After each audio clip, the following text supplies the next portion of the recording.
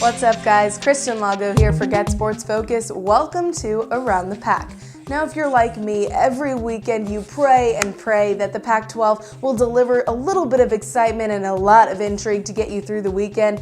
And like it has done every single week of the 2017 season, boy, oh boy, did it deliver this past weekend, specifically for my player of the week, coming out of the University of Arizona. I'm talking quarterback Khalil Tate.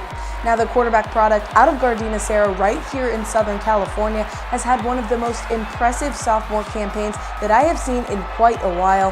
Now, for someone who was pretty much silent in the month of September, he has just exploded onto my radar along with the thousands of Pac-12 football fans around the U.S.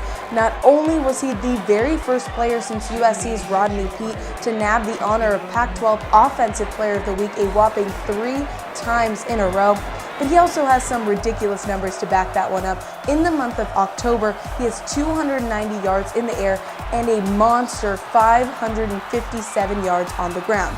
So my message to you, Mr. Khalil Tate, please don't stop doing what you're doing.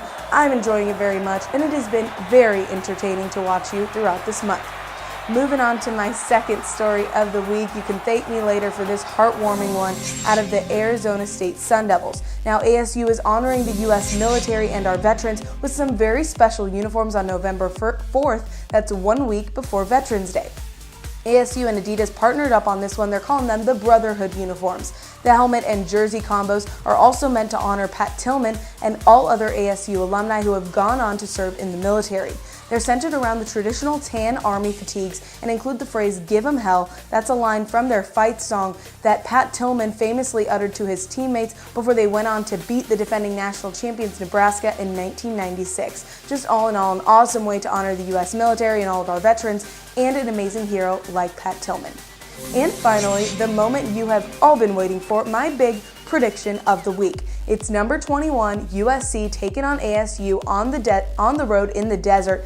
Now this one I'm dubbing hashtag Pac-12 dead of night because of the kickoff time. Very late game, 7:45 Pacific time, 10:45 Eastern time, and let me be the first to tell you there is a lot at stake on this one, aka basically control of the Pac-12 South. The game sets up pretty perfectly, I must say, for ASU. They're a team that's healthy, they're soaring after they got some big wins over teams like Washington and Utah in the past 3 games, but it sets up, on the other hand, for USC not so well. They're rampant with injuries, a product of them not having a bye this year, as well as reeling from that heartbreaking 49-14 loss that Notre Dame dealt them in South Bend last weekend.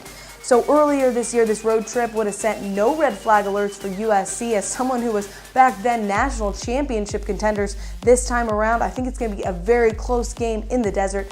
But as someone who knows this USC team and as a USC alum herself, I can't bring myself to bet against my Trojans this week. I'm going to call them on a close game. You're hearing it here first, USC 21, ASU 17. The other big game I want to urge you all to watch this weekend, Washington versus Arizona. Trust me on that one. I would explain myself to you, but that's all the time I have left for this week's Around the Pac. Make sure you tune in again next time. For Get Sports Focus, I'm Kristen Lago.